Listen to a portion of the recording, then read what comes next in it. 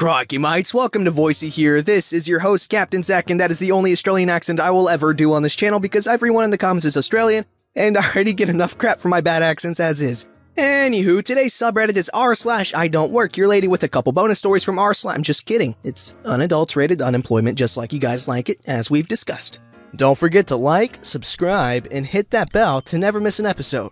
This story's called, Karen sees me feeding my newborn and still demands I help her because her time is too valuable. I went to Walmart today with my wife and newborn, looking for a bike for our daughter. To our surprise, the store was not very crowded, but it was still a bit busy, as you can all imagine, due to the holiday season. We arrived at the bike tracks and my wife had the urge to go use the bathroom, so I stayed behind trying to determine which one was more fitting for my daughter. Suddenly, the newborn wakes up crying, and I start scrambling to prepare his bottle as it was time to feed. As good of a father as I believe I am, I could not find a freaking thing in that diaper bag. So the chaos was becoming real very fast. Enter Karen, equipped with high heels, sunglasses, a hat worthy of the Kentucky Derby, and a dress straight out of a romantic scene from an 80s movie. "Excuse me, help me get this bike down. Excuse me?" I knew she could not be talking to me because I was clearly struggling to open a zipper on a bag while the deafening screams of my baby were driving everyone else away. "Excuse me, do you speak English?" I took a peek over my shoulder and, wouldn't you know it, Karen was staring directly at me. "Are you gonna help me?" I kept ignoring her and managed to get what I needed out of the bag while my son made his best attempt to break every glass in the store with his high-pitched screams. At that exact moment, my wife showed up and somehow I managed to not curse out this lady. In fact, I politely replied, "Can you give me a moment, please?" I finished preparing the bottle while my wife held the baby, handed my wife the bottle to feed our son, and I turned and faced evil Karen. "Are you gonna help me?" "Did you realize I was busy with a baby?" "I don't have all the time in the world to chit-chat. Are you helping me or not?" "Which bike do you want?" "That one right up there." She pointed at the exact one I had eyeballed when I first arrived. So I calmly pulled the rack forward, took the bike down, and started walking, bike in hand, towards my wife. "You could just leave it right there." "Oh, I didn't get this down for you. I got this down for me. I'm buying this one." "Learn some frickin' manners, you old cooter, and take your frickin' shades off. It's 7:30 at night." "How dare you!" My wife busted out laughing so hard that the baby started crying again, but this time I didn't mind the noise, as it was blocking Karen's mumbling and swearing as we walked away with our daughter's new bike. Edit. Didn't expect this much action on my vent section. Thank you, kind strangers. Oh god. A few clarifications. I went with my newborn boy to get a bike for my daughter, and 2, this story is not fake, although I wish it was. This story's called, Looking Like Crocodile Dundee Makes Me Work Here? I was reminded of this episode from watching a YouTube video featuring these IDontWorkHereLady posts. Unlike what seems like most of those who seem to have had these types of encounters with the Karens of our species, I don't suffer fools lightly. Confrontation is definitely not what I live for, but please, don't start what you don't intend to finish. Since I used to work for this particular smaller strip mall-based pet store that I happen to be in this day, it's been decades though, I really shouldn't have been too shocked that I was mistaken for an employee. However, in my defense, compared to this store's basic khaki-colored uniform, plain or cargo shorts, a short-sleeve shirt with the store's name patch above the breast pocket, maybe some flair, my outfit would have been considered over-the-top, employee uniform-wise. First, I need to say that I'm a fan of engineered clothing, or what most would call work clothes, and also Western wear. I like my clothing to last, I like the look, I like the feel. I am intrigued by the solution that Joe Blue Collar and clothiers that cater to him come up with to solve workwear problems and issues, and how most of these designs look. Saying that may give you a pretty good idea of where this is going. I went into my local, smaller pet store that day to, hopefully, find some fish stuff that the big box pet shop wasn't carrying. It wasn't too pleasant outside, so I had my oilskin Aussie drover's hat and a full-length duster on to keep out the wind and the rain that was expected later. This was over a greenish-tinged button-down shirt, khaki Stan Ray painter's pants, and brown leather boots. At 6'2" plus boots and dress like this, I do indeed cut a dashing swath, as I was once told by a very kind and polite grandfatherly gentleman who very much admired how I put myself together. I was in the back corner of the store, in front of a wall of merchandise that was hanging on pegs. Everything from tiny air stones to large plastic plants. It was just the area I was looking for. Since this corner of the store is kind of a dead zone, I felt I would be able to take my time standing in one spot looking for what I came for, or so I thought. Standing 2 to 3 feet away from the wall of fish stuff, with my duster open, hands in my pants pockets, bent down a little, with heads and eyes scanning for my items, I heard it. "Excuse me!" An obviously annoyed female voice exclaims. I knew I must have been seriously in the way, and while her tone was wholly impolite, I was raised by a grandma to be a gentleman.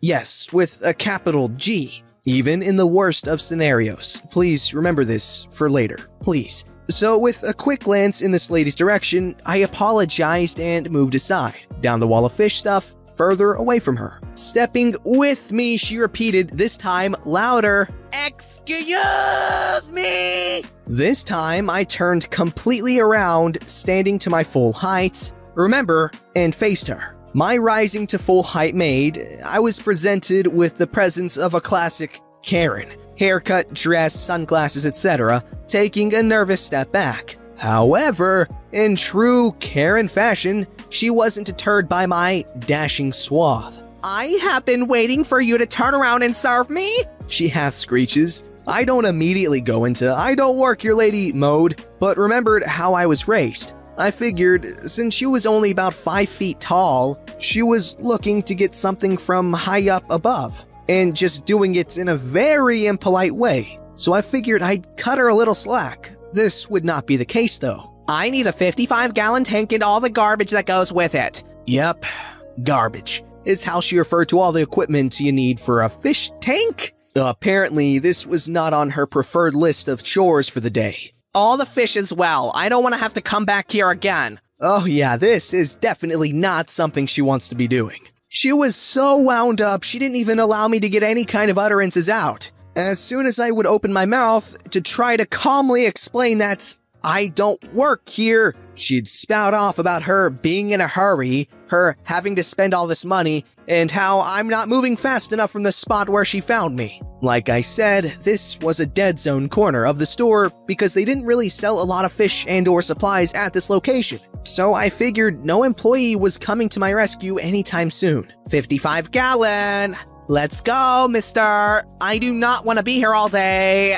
Just put a mix of fish in one big bag so I can just dump them in. Why aren't you moving, you lump? Aren't you people on commission or something? Don't you want to sell this stuff? Okay, that's it. Clicked off in my head. I finally started moving, much to her delight. "Oh, now we're going to do our job, are we?" she chirps. I started to lead her towards the area where the live fish were on display in tanks, as it was open to the main aisle that spanned the whole of the store. I did this hoping for respite from the tirade of demands and insults. How I kept from going off on her, I don't quite know. I guess my customer service professionalism instincts kicked in from all the years spent dealing with all the types of customers and guests in so many different industries. Besides, being male and the much bigger of the two of us, going off on her would have seemed, well, really bad. I was sort of crouched over as I was moving, trying to look around corners, hoping an actual employee would see her ranting and come over quickly. "Where are you going? You have to give me a tank and all this garbage." Again with that term on this stupid list. "Are you even listening to me, you stupid piece of—" Okay, now, that's really it, I finally said in an elevated tone.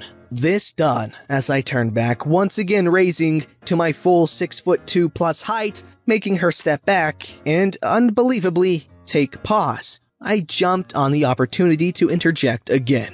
"I don't work here!" I said as I leaned down for extra emphasis of the point. "Even if I did, I clearly wouldn't be inclined to help you, as you have been nothing but an insufferable lout of a female. Blunt demands, escalating insults, no chance for me to respond. And never minding that you don't want to be here or do this, you obviously have no clue how fish are to be set up and or cared for. So, if given a chance, I personally wouldn't send you off with any type of live animal. This was all said right after I made sure of the positive eye contact with the manager, was sure that she saw me, and was on her way over. The look of shock, surprise, anger, and possibly a bit of trepidation at the physical disparity between us was almost comical. I made sure to quickly turn to the manager as Karen tried to gather her wits about her. This lady has some issues, beginning with her ill manners and entitled attitude and her thinking that I work here.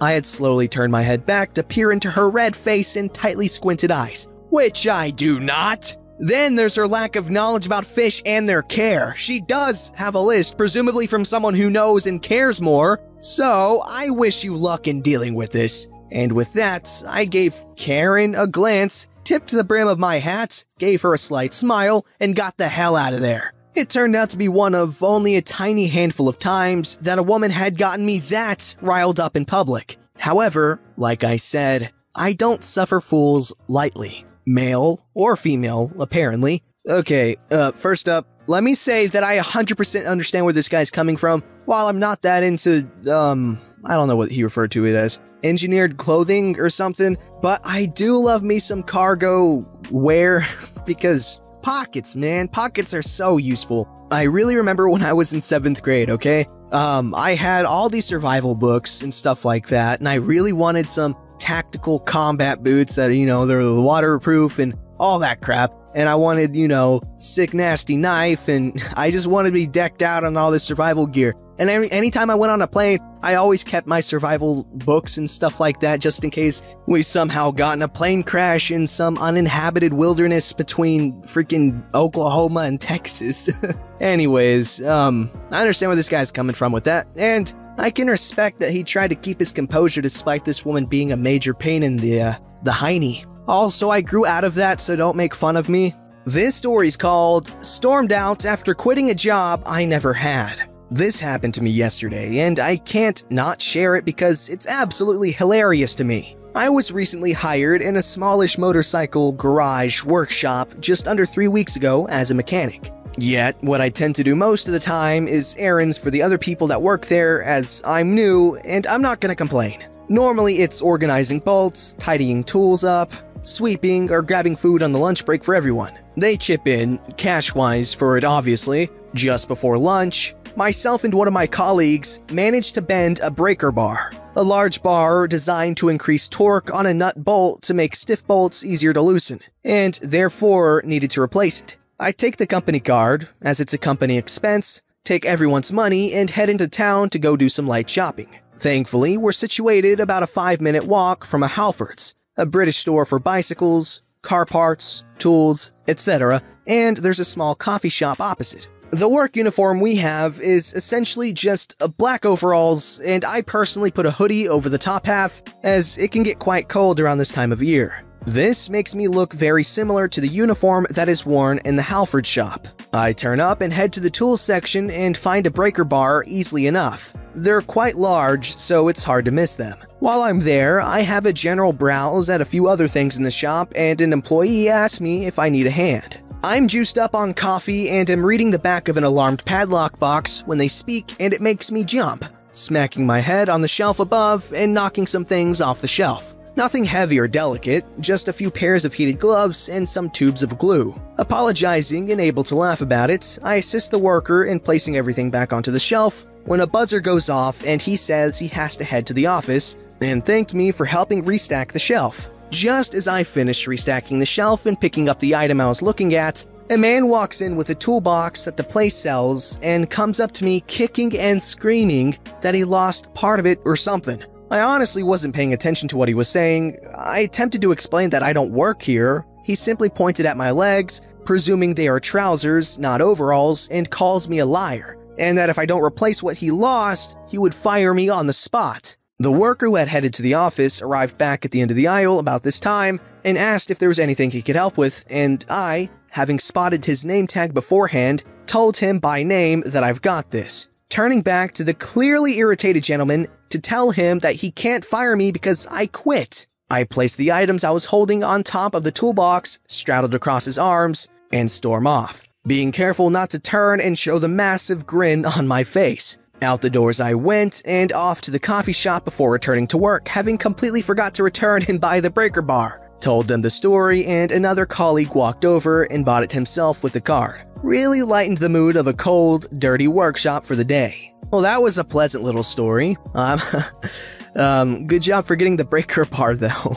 This story is called, I'm an incoming university freshman? Cool! I had a similar scenario to people who were mistaken as staff, but I was mistaken as an incoming university freshman. I was either 12 or 13 and in 7th grade during my 2007-2008 school year. Being my mom and I were curious, we went to a university's open house. There, we gave ourselves a self-tour of part of the campus, spoke with several students and staff who had booths up for a variety of things. Now, I was taking music as a side class since I was in 4th grade and had been part of 2 school bands at this point. My mom had been part of her own school band, which included marching band. I had never seen a marching band performance, and that day, the university's marching band performed for everyone there. These students were really talented and I was blown away. While I unfortunately cannot remember how the conversation went, I remember my sometimes shy bum would walk up to 2 of the students and start conversing with them.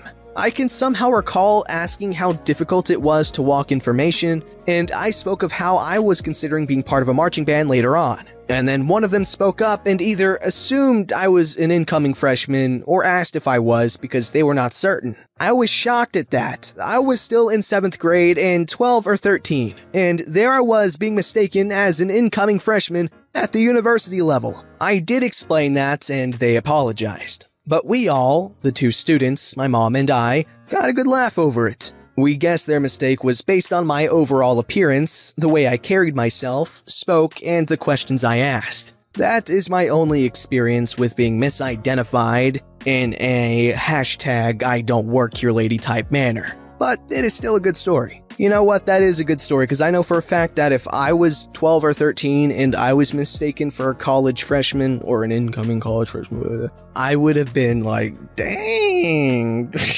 Well, yeah, I would get such an ego boost, because I was like really insecure because I was a bit of a late bloomer. Like I had like a girl voice up until freaking 9th grade almost. Don't forget to like, subscribe, and hit that bell to never miss an episode.